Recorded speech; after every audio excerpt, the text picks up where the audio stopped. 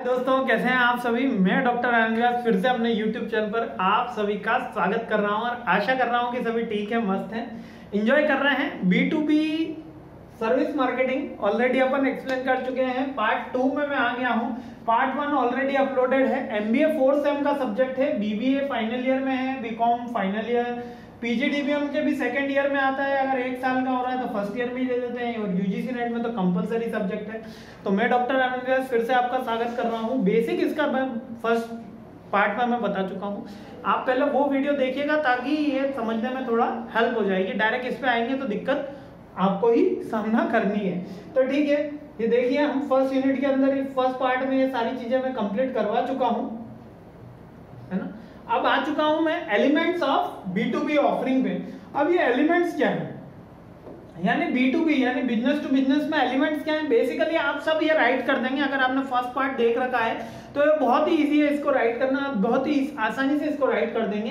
क्या होता है बेसिकली ये क्या होता है, रेशनल बाइंग होती है, कॉम्प्लेक्स होती है, लेस नंबर ऑफ बायर होते हैं, फ्यूअर सेगमेंट होते हैं, बिजनेस पर्सनल रिलेशन होता है, लॉन्ग टर्म बाइंग होती है और कॉम्प्लिकेटेड प्रोसेस होती है। अब कॉम्प्लिकेटेड क्यों प्रोसेस है, आइए पहले इसको समझ लेते हैं। ठीक है, ये पॉइंट्स तो आप एक बार देख लीजिएगा। अच्छा, स्क्रीनशॉट लेने की समस्या किसी को भी आ रही है तो इसका मैं डाल देता हूं PPT टेलीग्राम ग्रुप के ऊपर, वहां से डाउनलोड कर लीजिए करें ताकि वीडियो अननेसेसरी लंबा ना हो। ठीक है, हाँ, तो क्या है इशू कि जब मैन्युफैक्चरर, अब B2B तो क्या है, मैन्युफैक्चरर, और यहां पर मैं लेता हूं होलसेलर। इन दोनों के बीच के ट्रांजैक्शन को तो ही B2B कहते हैं। जब दो बिजनेस एंटिटी बिजनेस कर रही होती है तो उसी को ही तो B2B कहते हैं। तो ये कॉम्प्लेक्स प्रोसेस कैसे है सर, ये तो बहुत सिंपल दिख रहा है, पर याद रखिए जो होलसेलर है ये बंदा बहुत इंटेलिजेंट है। इसके पास एक ही मैन्युफैक्चरर नहीं होता, इसके पास मैन्युफैक्चरर की पूरी लिस्ट होती है। मैन्युफैक्चरर 2 होगा, यहां पर मैन्युफैक्चरर 3 होगा, ठीक है, यहां पर मैन्युफैक्चरर 4 होगा। एक एग्जांपल देता हूं, मान लेते हैं कि मैं एक ऐसी डिस्ट्रिक्ट में रहता हूं जहां पर अभी कोई भी ऑटोमोबाइल की कंपनी नहीं आई, मतलब कि कोई भी 2 व्हीलर की कंपनी आई नहीं जो 2 व्हीलर यहां पे सेल कर रही हो। तो मैं चाहता हूं कि मैं इसका होलसेलर बन जाऊं, यानी कि डीलर बन जाऊं। तो मेरे पास बहुत सारे ऑप्शन हैं होलसेलर बनने के लिए। भैया TVS की गाड़ियां बेच सकता हूं, हीरो की गाड़ियां बेच सकता हूं, होंडा की गाड़ियां बेच सकता हूं, यामाहा की गाड़ियां बेच सकता हूं ना, यामाहा की बाइक बेच सकता हूं। तो ये 4-5 मेरे पास ऑप्शंस है। मैं होलसेलर चूज करूंगा कि कौन सी चीज में बाय करूं, कौन सी चीज में किस मैन्युफैक्चरर से लूं और क्या उसकी टर्म एंड कंडीशन होगी। क्योंकि मैन्युफैक्चरर भी चाहता है कि आपको एक पर्टिकुलर 5%, 6%, 7% दिया जाए, इससे ज्यादा ना दिया जाए, ताकि अगर आपको ही ज्यादा दे देंगे तो एंड जो उनका यूजर है, यानी कि होलसेलर के बाद या डीलर के बाद में डायरेक्ट कंज्यूमर मान लूं, वैसे तो रिटेलर आता है, कंज्यूमर है, उसको जो गुड्स हैं वो ज्यादा रेंज में मिलेंगे और प्रोडक्ट की प्राइसेस हाइक हो जाएंगे। तो वो क्या चाहते हैं कि होलसेलर को कम से कम प्राइस दी जाए और होलसेलर उनका सारा काम करे। अब ये होलसेलर से ये तो करवाना ही चाहते हैं कि उसको सेल करने के लिए प्रोडक्ट दिया जाए। इसके अलावा क्या चाहता है पता है मैन्युफैक्चरर, यदि मान लो मैंने हीरो कंपनी की बाइक ले ली, हीरो की एजेंसी ले ली और मैं बन गया इस जगह का होलसेलर, तो ये कंपनी क्या यही नहीं कहेगी कि आप मेरे को केवल बाइक बेचो, और कहेगी भैया स्कूटर भी जो आ रहे हैं वो भी बेचो। ठीक है, इसके बाद वो स्कूटर के अलावा जितने भी सेगमेंट में इनके पास स्कूटर हैं, जो भी कलर हैं वो सारे आप सेल करो, और हर एक की प्राइस फिक्स है। इतने नंबर ऑफ यूनिट, किसी स्कूटर के 20 यूनिट्स, बाइक के 40 यूनिट्स, इसके 50 यूनिट, इसके 60 यूनिट्स आपको बेचने ही होंगे। डीलरशिप लेना ऐसा नहीं है कि आपने डीलरशिप ले लिया और अब काम खत्म, क्योंकि मैन्युफैक्चरर ही सारी मार्केटिंग कर रहा है, आपको तो प्रोडक्ट कस्टमर आएगा ही और आपको बेचना ही। आपने हीरो होंडा की हीरो की मैन्युफैक्चर वो ले ली, डीलरशिप तो काम खत्म नहीं। उनके भी टारगेट रहते हैं, वो कहते हैं कि 60 तो आपको स्कूटर बेचना है, 50 ये वाली गाड़ियां बेचनी, 70 ये वाली गाड़ियां बेचनी, तभी हम आपका इतना सेल रिलीज करेंगे, तभी हम आपका इतना पेमेंट रिलीज करेंगे। आपको खुद को इतना बड़ा हॉल लेना होगा, इतने स्क्वायर फीट का कंस्ट्रक्शन करना होगा, कुछ पैसा इसमें एज ए डिपॉजिट जमा कराना होगा, 2 लाख 5 लाख 10 लाख 50 लाख 60 लाख, जितना बड़ा होलसेलर जितनी बड़ी उसकी प्राइस मनी, उतनी जगह आपको रखनी होगी, उतने नंबर्स ऑफ एम्प्लॉइज आपको रखने होंगे, वो ब्रांड का लोगो लगाना होगा, वहां पर मेंटेन करना होगा, उसकी डिग्निटी मेंटेन करनी होगी, गुडविल मेंटेन करनी होगी। ये सारी रोल्स एंड रिस्पॉन्सिबिलिटी होलसेलर के पास होती है। मतलब जितनी रिटेलर के पास हेडेक नहीं होता, उससे कहीं ज्यादा हेडेक किसके पास है? होलसेलर के पास है। इसलिए, और ये क्या रहती है? कॉम्प्लेक्स प्रोसेस है। क्यों? क्योंकि होलसेलर के ऊपर एक लाइसेंस मिला है, कभी भी रद्द कर सकती है अगर वो उसके टर्म्स एंड कंडीशन फुलफिल नहीं करे। और इसी तरीके से होलसेलर कंपनी को भी कभी भी छोड़ सकता है कि वो कंपनी अच्छा परफॉर्म नहीं करे, अच्छी गाड़ियां नहीं बनाएंगे। भैया हीरो की तो गाड़ियां बिकी नहीं रही, अपन होंडा की ले आते हैं, अपन तो बजाज की ले आते हैं, अपन यामाहा की ले आते हैं, तो दैट इज द प्रोसेस। अब इसके अंदर यही तो पॉइंट लिखे हुए हैं कि वो रैशनल होता है। क्यों? क्योंकि बिजनेस एंटिटी रैशनल का मतलब क्या है कि वहां पर वो लॉजिक से बाय करेगा, लॉजिक चूज करेगा। रैशनल यानी कि लॉजिक लेगा। उसका क्या लॉजिक लेगा कि आप मेरे को 5% कमीशन दे रहे हो, यामाहा वाला 6% कमीशन दे रहा है, दूसरा 7% कमीशन दे रहा है, तो मैं 7% वाले से ही लूं ना। मैं क्यों होंडा की एजेंसी लूं? मैं तो बजाज की लूंगा, वो मेरे को ज्यादा कमीशन दे रहा है, उसकी मार्केट सेल भी आपके बराबर ही। तो ये रैशनल है। यहाँ पर जो कस्टमर है, जहां पर जो होलसेलर है, वो सब कुछ जानता है, वो भी बिजनेस कर रहा है, इसलिए वो सारी चीजें जान रहा है। फ्यूअर सेगमेंट यानी सेगमेंट कम होते हैं। इसके अंदर सप्लायर 5-7 ही है। ऐसा नहीं है कि किराने की दुकान टाइप 500 दुकानें कहीं से भी ले लो। लॉन्ग टर्म बाइंग है, रिलेशनशिप बिल्डिंग होती है। B2B के अंदर ऐसा नहीं होता कि आज मैंने इस होलसेलर से खरीद लिया, कल उस होलसेलर से ले लिया, तीसरे दिन उस होलसेलर से ले लिया। ये लॉन्ग टर्म बाइंग का बिजनेस होता है, शॉर्ट टर्म बाइंग का नहीं होता है। जैसे कि HP है, अब HP की अगर डीलरशिप ली तो मैं कभी HP का पेट्रोल मंगा लूं, कभी रिलायंस से मंगा लूं, ऐसा नहीं होता। HP का HP वाले से ही मंगाना होगा। ये सारे points. Less number of buyers होते हैं, बायर्स भी इसमें लेस नंबर्स हैं, और सेलर भी लेस नंबर्स होते हैं, ठीक है। एंड प्रोबेबली मोर सेलर, हाँ सेलर ज्यादा हो सकते हैं लेकिन बायर कम होते हैं, क्योंकि होलसेलर बनना it's a very complex process. Basically आप किसी भी होलसेल, अब इसके अंदर अगर आपको प्रैक्टिकल नॉलेज चाहिए ना, किसी भी एक डीलर से जाके मिल लो और एक दिन उससे बस 7-8 क्वेश्चन कर लो। भैया महीने का कितना कमा लेते हो, कौन कौन सी कंपनी का टर्नशिप लेनी पड़ती है, ये भी नहीं पता है, तो कोई भी ऑयल की कंपनी जो डीलरशिप देने के लिए रेडी है, उसके पास जाके उनकी टर्म एंड कंडीशन का पेज डाउनलोड करके पढ़ लो। उस कंपनी की वेबसाइट पे दिया हुआ होता है।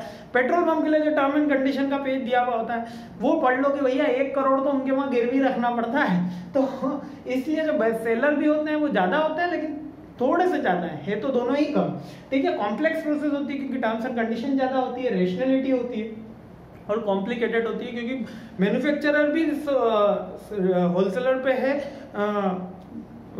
टिका हुआ, और होलसेलर भी मैन्युफैक्चरर पर बेस्ड है, मतलब दोनों एक दूसरे पर डिपेंडेंट है, ठीक है। आगे बढ़ते हैं। Strategic tool for managing product offering. अब स्ट्रेटेजिक टूल क्या है, यानी प्रोडक्ट ऑफरिंग। यहां पर कौन सा प्रोडक्ट ऑफरिंग है? Strategic tool for product offering. यहां पर प्रोडक्ट B2B की ही बात हो रही है। B2C में ये ऑफरिंग, ये टूल्स बदल जाते हैं। B2C में एडवर्टीजमेंट आ जाएगा, सारी चीजें आ जाएंगी। यहाँ पर मार्केटिंग एक्टिविटीज का रोड मैप, वो बोलेगा कि अगर आप हमारे होलसेलर बन रहे हो, अगर आप रिलायंस की कंपनी के होलसेलर बन रहे हो, तो देखिए हम रिलायंस का तो खुद का इतना बड़ा ब्रांड है, मार्केटिंग हम खुद कर रहे हैं, वो उसका रोड मैप है। कॉम्पिटिटिव एनालिसिस किया जाता है, टारगेट कस्टमर और कंपनी ब्रांडिंग, ये 4 जो टूल हैं जिनके थ्रू हम क्या करते हैं। अब कॉम्पिटिटिव एनालिसिस तो आपको पता ही है, मार्केट में अदर कॉम्पिटिटर्स हैं उनका एनालिसिस करना। टारगेट कस्टमर एंड यूजर यानी होलसेलर ये देखेगा कि वो कितने रिटेलर्स उसके पास आ रहे हैं, और या रिटेलर ये देखेगा कि कितने कस्टमर उसके पास आ रहे हैं। और कंपनी की ब्रांडिंग यानी कंपनी की ब्रांडिंग, कंपनी किस लेवल पे है प्रोडक्ट लाइफ साइकिल में, ग्रोथ पे है, सॉरी स्टार्ट हुई है, ग्रोथ पे है, सैचुरेशन लेवल पे है, डिक्लाइन पे है, या एंड पे आ गई। ये सब मैंने पढ़ाया था, याद हो तो ठीक, नहीं हो तो कोई दिक्कत नहीं। मतलब कंपनी ग्रोथ कर रही है, स्टार्ट हुई है, सैचुरेशन पे। कंपनी की ब्रांडिंग क्या है, कंपनी की इमेज क्या है। यदि मैं अभी रिलायंस की अगर एजेंसी लेता हूं तो बहुत उसके अच्छे चांसेस है चलने के। और अगर मैं ले लूं कि व्यास जी की दुकान, तो मैं मेरे ब्रांड की अगर कोई दुकान खोलता हूं और कहता हूं कि आइए भैया उसकी एजेंसी लीजिए, तो उसको सेल होने के काफी कम चांसेस है। तो कंपनी ब्रांडिंग ध्यान रख रही होती है, कस्टमर टारगेट ध्यान रखना होता है, कॉम्पिटिटिव एनालिसिस, और भी बहुत सारे मेथड हो सकते हैं जो आपकी बुक में दिया हुए हो, ऑनलाइन आपको अवेलेबल हो, लेकिन मेजर अभी अपन ने लिख दिए। एक लार्ज क्वेश्चन तो नहीं बनता, लेकिन स्मॉल क्वेश्चन इसका 2 पेज का क्वेश्चन से जरूर बनता है। ऑर्गेनाइजेशनल बाइंग प्रोसेस, अब ये ऑर्गेनाइजेशनल बाइंग प्रोसेस है। एक होता है कस्टमर बाइंग प्रोसेस, यानी कि कस्टमर बाइंग प्रोसेस क्या होती है कि कस्टमर बाइंग प्रोसेस यानी कि मैं कोई चीज खरीदने गया, मैं ये मार्कर खरीदने गया, तो पहले इसकी नीड अराइज हुई, फिर मैंने अपना बजट देखा, फिर मार्केट में अल्टरनेटिव देखे और फाइनली मैं वो बाय करने के लिए पहुंचा, ये और फिर मैं बाय करके लाया। तो ये मार्केट में क्या हुआ, बट जब ऑर्गेनाइजेशन कोई बाय करती है, यानी एक ऑर्गेनाइजेशन होलसेलर कुछ मैन्युफैक्चरर से बाय कर रहा है या रिटेलर मैन्युफैक्चरर से बाय कर रहा है, तो थोड़ी सी प्रोसेस चेंज हो जाती है।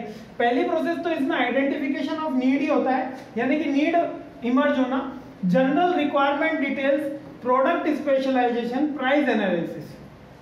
आइडेंटिफिकेशन में नीड करूंगा, इसके बाद मान लेते हैं मैं एक होलसेलर हूं और मैं कंपनी के पास जाऊंगा, तो पहले मेरे को उसकी नीड होनी चाहिए कि हाँ ये मैं धंधा करना चाहता हूँ, ये बिजनेस करना चाहता हूँ। ये जनरल रिक्वायरमेंट क्या क्या है, प्रोडक्ट मतलब कि कौन सी टर्म कंडीशन है, 18 साल का व्यक्ति होना चाहिए, इतना फंड होना चाहिए, ये सारी चीजें मेरे पास है क्या, प्रोडक्ट स्पेशलिटी है क्या। अब मेरे को भैया ऑटोमोबाइल कंपनी का शोरूम खोलना और मेरे को तो पता ही नहीं बाइक कैसे चलती है, कौन से पार्ट्स लगते हैं, तो वो काम का नहीं, मतलब जिस धंधे का बारे में ABCD नहीं पता हो तो पहले वो सीखो फिर करो, इसलिए तो प्रोडक्ट स्पेशलाइजेशन। फिर होता है प्राइस स्पेशलाइजेशन कि कौन सी मेरे को बेस्ट क्वालिटी दे रहा है, यामा वाला दे रहा है कि हीरो वाला दे रहा है। फिर ऑर्डर, फिर सप्लायर सर्च कि कौन कौन उसमें दे सकता है, प्राइस के बाद मेरे को किस प्राइस में चाहिए और सप्लायर उसके कौन से हैं। प्रपोजल, उसको प्रपोजल देना कि कौन से आप मेरे को 25 यूनिट किस भाव में दोगे।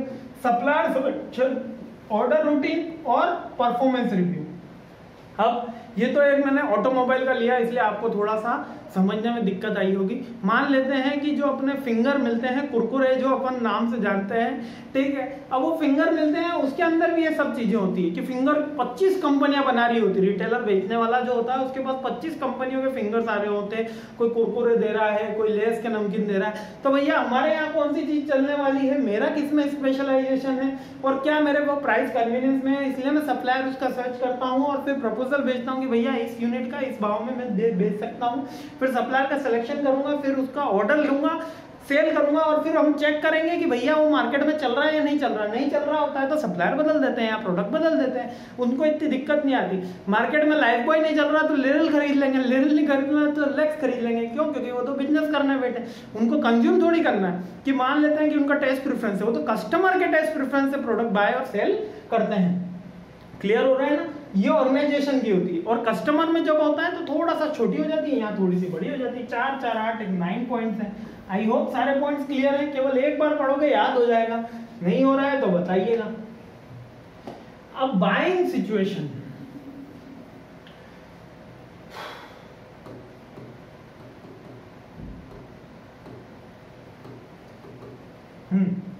तो बाइंग सिचुएशन क्या है?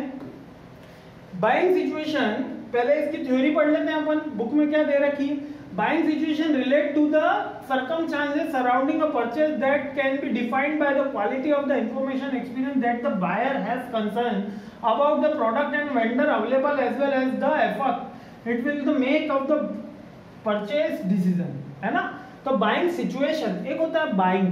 बाइंग का मतलब क्या होता है आप सभी जानते हैं। बाइंग का मतलब होता है बाय अ प्रोडक्ट। क्या होता है? Buy a product.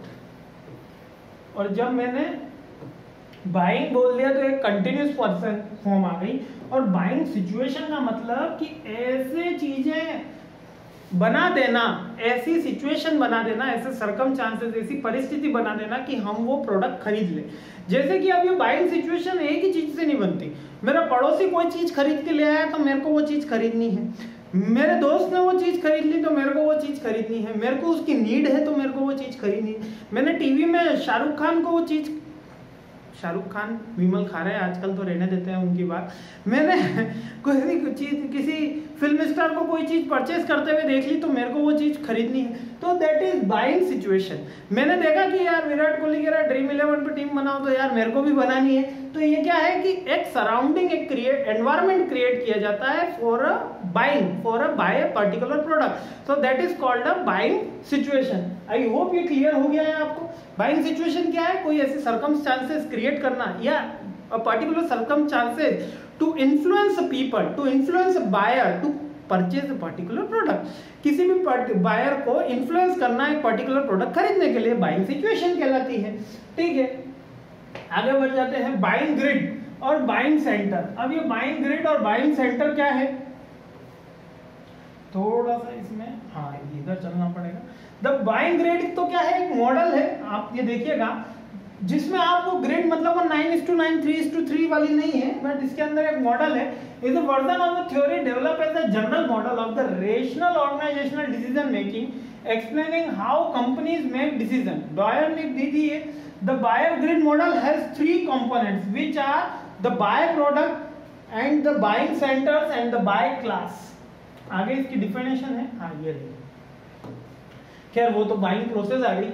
अब बाइंग ग्रिड के अंदर केवल 3 ही पॉइंट है, कौन कौन से, बाय परचेस, बाय क्लास और बाय सेंटर। 3 कंपोनेंट्स पे हम कोई चीज बाय करते हैं, 3 ही कंपोनेंट्स हैं जिसके ऊपर हम कोई चीज बाय करते हैं। पहली है बाइंग फेज। क्या है पहली, बाय फेज। में परचेस पढ़ रहा था थोड़ा सा आंखों। बाय फेज, बाय फेज का मतलब लहर। वो चीज चल रहा है, उसने भी एप्पल का फोन लिया, मैंने भी एप्पल का फोन लिया, मेरे पड़ोसी ने भी एप्पल का फोन लिया, कोई फेज चल रहा है, या मेरी कोई एज के कारण मैं कोई चीज परचेस कर लेता हूँ, जेंडर के कारण कोई चीज परचेस कर लेता हूँ, कोई सोसाइटी कास्ट सिस्टम के कारण कोई चीज परचेस कर लेता हूँ, तो ये कहलाती है फेज, बाय फेज। और एक होती है बाय क्लास। बाय क्लास में हमारा आता है just income, income age group के कारण अगर मैं कोई चीज बाय कर लेता हूं तो वो कहलाती है buy class. I hope clear है। बाय फेज मेरी चॉइस, हैबिट, टेस्ट, प्रेफरेंस के आधार पे मैं करता हूं तो बाय फेज, और क्लास के आधार पे कर रहा हूं, मेरी इनकम के आधार पे कर रहा हूं, या मेरे लिविंग लाइवलीहुड की चीजों के ऊपर कर रहा हूं, या मैं कितना लेविश लेना चाहता हूं, या लाइफ स्टाइल के आधार पे कर रहा हूं तो बाय क्लास कहलाती है। और buying centre, buying centre, buying centre इस बहुत ही अच्छा, अलग से पॉइंट भी दे रखा है। बाइंग सेंटर आपको एक बात बताते हैं, बहुत इंटरेस्टिंग पॉइंट है ये। अब ये बाइंग सेंटर क्या है, प्रोडक्ट तो आपका सीसीटीवी है, क्या है, सीसीटीवी, लेकिन आप क्या सीसीटीवी खरीद के आ रहे हो, नहीं, हम तो भैया सेफ्टी खरीद के आ रहे हैं।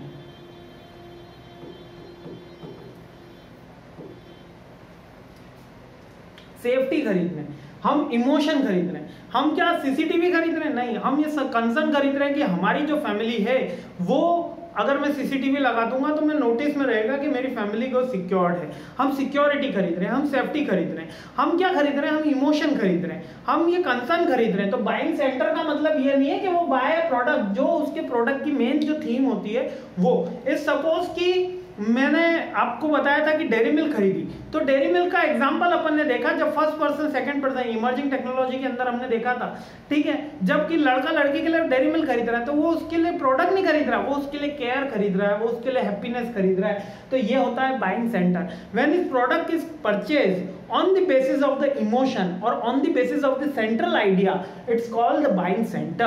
When the product is purchased on the basis of the lifestyle, it's called the buying class. When the product is purchased for the necessary kinds of goods, for the any particular product as a daily routine product, we say that the buying phase.